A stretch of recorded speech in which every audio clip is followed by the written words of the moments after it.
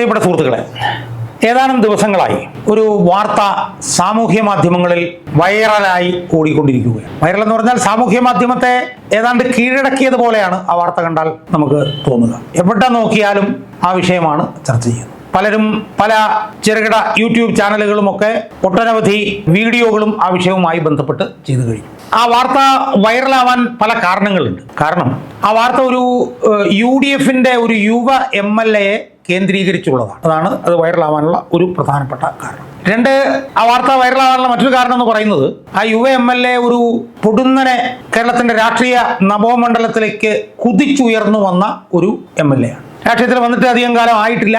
അതിനിടയിൽ തന്നെ ഒരു യുവജന സംഘടനയുടെ ഭാരവാഹിയാകുക, പിന്നെ ഉപതെരഞ്ഞെടുപ്പിലൂടെ ജയിച്ച MLA ആവുകയൊക്കെ ചെയ്ത ഒരു യുവ നേതാവിനെ കുറിച്ചിട്ടാണ്. മൂന്നാമത്തെ പ്രധാനപ്പെട്ട കാര്യം എന്ന് പറഞ്ഞാൽ ആ യുവ നേതാവ് മാധ്യമങ്ങളിലൊക്കെ വന്ന് ഈ ശത്രുക്കളെ നിഷ്പ്രഭമാക്കുന്ന വാചാലതയുള്ള, സമ്പാദക ശക്തിയുള്ള, ഒരു സംഹാര ശേഷിയുള്ള ഒരു യുവ നേതാവായിരുന്നു ആണ് എന്നുള്ളതാണ്. ഈ കാരണങ്ങളാണ് അത് വൈറലാവാനുള്ള ഒരു പ്രധാനപ്പെട്ട കാരണം. രണ്ട്, ഈ വാർത്ത യഥാർത്ഥത്തിൽ ഒരു സ്ത്രീ വിഷയവുമായി ബന്ധപ്പെട്ടുള്ളത്. അതാണ് ഈ വാർത്ത വൈറലാവാനുള്ള മറ്റൊരു സുപ്രധാന കാരണം. നമുക്കറിയാമല്ലോ, സ്ത്രീകളുമായി ബന്ധപ്പെട്ടുകൊണ്ട് സ്ത്രീപീഡന വാർത്തകളൊക്കെ വരുമ്പോഴത്തേക്ക് അത് കൂടുതൽ ആളുകൾ കാണുമല്ലോ. ശരിയായിട്ടും തെറ്റായിട്ടും ഒക്കെ കൂടുതൽ ആളുകൾ കാണും. അപ്പം അതുപോലെ ഇതൊരു സ്ത്രീപീഡനവുമായി ബന്ധപ്പെട്ടിട്ടാണ് ഈ വിഷയം വന്നിട്ടുള്ളത്. ആ സ്ത്രീപീഡന വാർത്തയിൽ ഒരു വശത്ത് നിൽക്കുന്നത് ഈ യുവാവായിട്ടുള്ള ഈ ചെറുപ്പക്കാരനായിട്ടുള്ള MLA ആണ്. അപ്പൊ രാഷ്ട്രീയ നവമണ്ഡലത്തിലേക്ക് കുതിച്ചു വരുന്ന MLA, ഒരു യുവജന പ്രസ്ഥാനത്തിന്റെ നേതാവ്, വലിയ തോതിൽ TV ചർച്ചകളിലൊക്കെ എതിരാളികളെ മലർത്തിയടിക്കുന്ന നേതാവ്.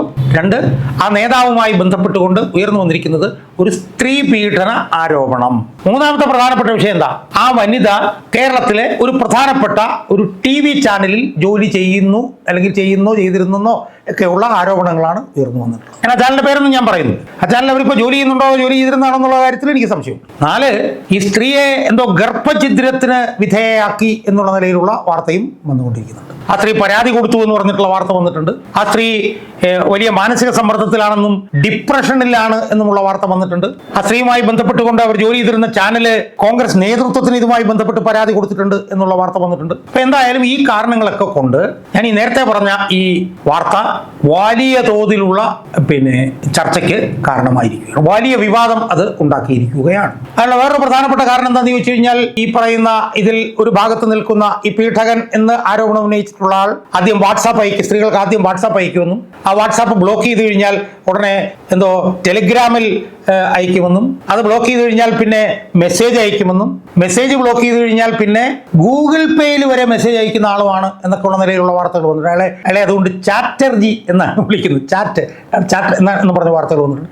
എന്തായാലും ഇത് വലിയ വിവാദമായിരിക്കുകയാണ്. ഇത് CPMന്റെ ഈ സോഷ്യൽ മീഡിയ ഹാൻഡിലുകളും BJPക്കാരും ഒക്കെ വലിയ തോതിൽ ഇത് ഒരു വിഷയമാക്കിയെടുത്ത് സാമൂഹ്യ മാധ്യമങ്ങളിൽ ചർച്ച ചെയ്തുകൊണ്ടിരിക്കുക. സുഹൃത്തുക്കളെ, എനിക്ക് ആദ്യമായി ഇതുമായി ബന്ധപ്പെട്ട് സൂചിപ്പിക്കാനുള്ളത്, അതുമായി ബന്ധപ്പെട്ടുകൊണ്ട് ചില വനിതാ മാധ്യമ പ്രവർത്തകരെ വലിയ തോതിൽ അധിക്ഷേപിക്കുന്ന നിലയിലേക്ക് കാര്യങ്ങൾ പോകുന്നത് അത് പൂർണ്ണമായും തെറ്റാണ്. അതൊരിക്കലും ചെയ്യാൻ പാടില്ല.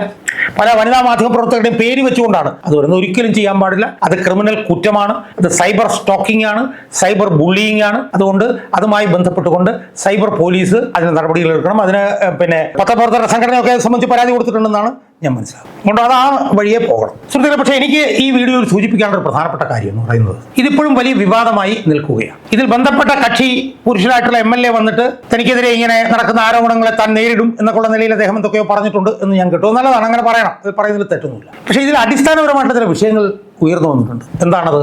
അത് ഈ പുരുഷനായിട്ടുള്ള ഈ യുവാവായിട്ടുള്ള MLAക്ക് ഒരു വനിതയുമായി ബന്ധമുണ്ടായിരുന്നുവെന്നും അവരെ പിന്നീട് ഗർഭഛിദ്രത്തിന് ഇരയാക്കിയെന്നും ഒക്കെയുള്ള വാർത്തകളാണ് ഇപ്പോൾ വന്നിരിക്കുന്നത്. അയാള് ഈ പറഞ്ഞതുപോലെ ഞാൻ പറഞ്ഞല്ലോ നേരത്തെ, വാട്സാപ്പിലേക്കും പിന്നെ മെസ്സേജിലേക്കും അത് എന്നൊക്കെ പറഞ്ഞിട്ടുള്ള വാർത്തകളൊക്കെ വന്നിട്ടുണ്ട്. ആ കാര്യത്തിൽ ഒരു ആശയവ്യക്തത അനിവാര്യമാണ് എന്നാണ് എനിക്ക് സൂചിപ്പിക്കാനുള്ളത്. ഈ MLA വന്നിട്ട് പറയേണ്ടത് എന്താണ്?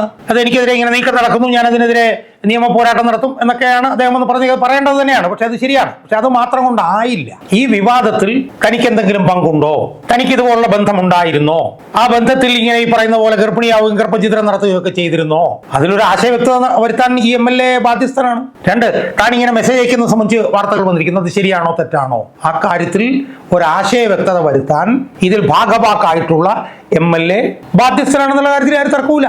ആ MLA പേര് ഇനി പറയുന്നതിനും മടിയൊന്നുമില്ല. കാരണം ആ MLA വന്നിട്ട് നിശ്ചയിച്ചിട്ടുണ്ട്. അദ്ദേഹത്തിന്റെ പേര് രാഹുൽ മാങ്കൂട്ടം എന്നാണ്. അദ്ദേഹം യൂത്ത് കോൺഗ്രസിന്റെ സംസ്ഥാന പ്രസിഡന്റാണ്. അദ്ദേഹം പാലക്കാട് ഉപതെരഞ്ഞെടുപ്പിൽ ജയിച്ചിട്ടുള്ള ആളാണ്. അയാൾ വന്നിട്ട് എനിക്കെതിരെ ഇതുപോലെയും ഇതിനു മുമ്പ് ആക്രമണം നടന്നിട്ടുള്ളതാണ്, ഞാൻ അതിനെല്ലാം വെല്ലുവിളിച്ചിട്ടുള്ളതാണ്, അതുകൊണ്ട് ഈ ആക്രമണത്തെ ഞാൻ നേരിടും, എന്റെ മണ്ഡലത്തിലെ ജനങ്ങൾ ഇതൊന്നും വിശ്വസിക്കില്ല എന്നൊക്കെ അദ്ദേഹം പറഞ്ഞത് പറയേണ്ടത് തന്നെയാണ്. പക്ഷേ അടിസ്ഥാനപരമായിട്ടുള്ള ചോദ്യം, അദ്ദേഹത്തിന് ഇങ്ങനെ ഒരു ബന്ധം ഉണ്ടായിരുന്നോ, ആ ബന്ധത്തിൽ ഇന്ന കാര്യങ്ങൾ നടന്നോ, അല്ലെങ്കിൽ നടന്നിട്ടില്ല, അല്ലെങ്കിൽ നടന്നു, അല്ലെങ്കിൽ നടന്നതുകൊണ്ട് ഞാൻ ഇന്ന കാര്യങ്ങളാണ് ചെയ്യാൻ പോകുന്നത് എന്നുള്ള ഒരു ഉത്തരമാണ് MLA ആയിട്ടുള്ള രാഹുൽ മാങ്കൂട്ടത്തിൽ നിന്ന് പ്രതീക്ഷിക്കുന്നത്.